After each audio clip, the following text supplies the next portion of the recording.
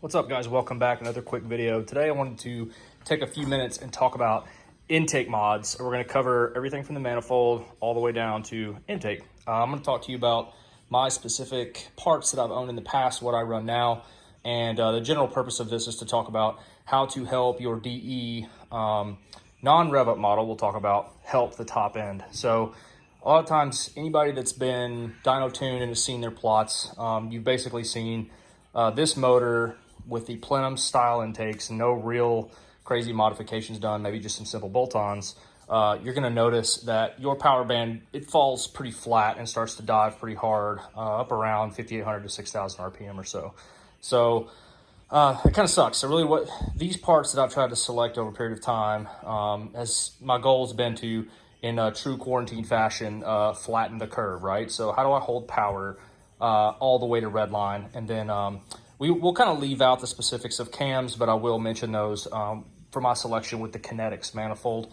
You'll see a lot of varying opinions out there. It does perform well under boost applications. It does make power, but it's kind of hit or miss in NA. A lot of people get so focused on peak power numbers, they don't really focus on the area under the curve. So my goal, knowing that I was going to do cams and probably boost in the future, I went ahead and went with it. Now, when I did dyno with this specific manifold, I did lose a little bit of peak power. It wasn't much, maybe 8 to 10 wheel, which is noticeable a little bit if you're really paying attention. But at the end of the day, I did help flatten out the back end of that curve. And you will notice that in some of their advertising and marketing, which, of course, everybody's going to advertise and market the best numbers that they can. But it did help flatten out the back end of the curve.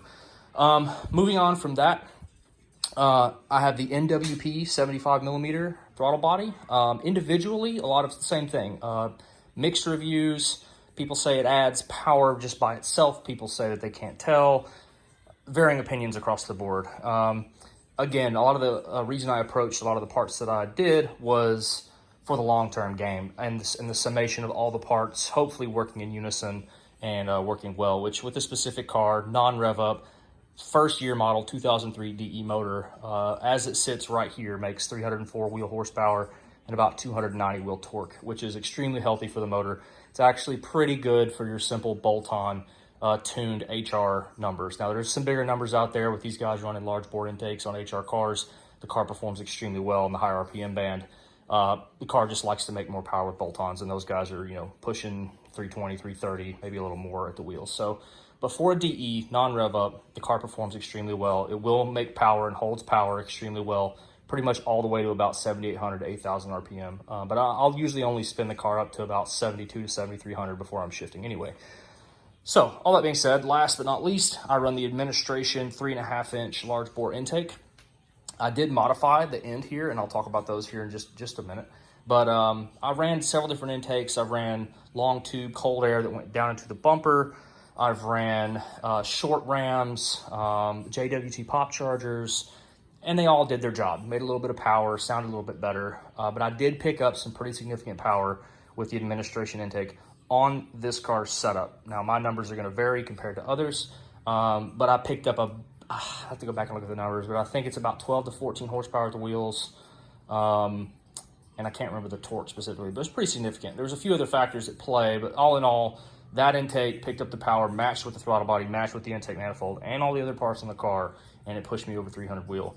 I did modify the Administration intake at the end because it doesn't come with a velocity stack, but I did cut off about 3 or 4 inches of material off the end of the tube. Got this Blocks Racing plastic 6-inch velocity stack. Got a Z1 air filter. Made this sheet metal heat shield just to try to mitigate some of the heat. And also added this 3-inch ducting from Pegasus Racing. Actually is molded to the front part of the bumper here, and this inlet here, you probably can't tell, but there is a plastic inlet there that helps direct, and it routes ambient air up into and onto the filter element to help with some of that heat, so I'm not just soaking up straight engine bay heat the whole time. So yeah, that's kind of in short what's on the car. The parts work well.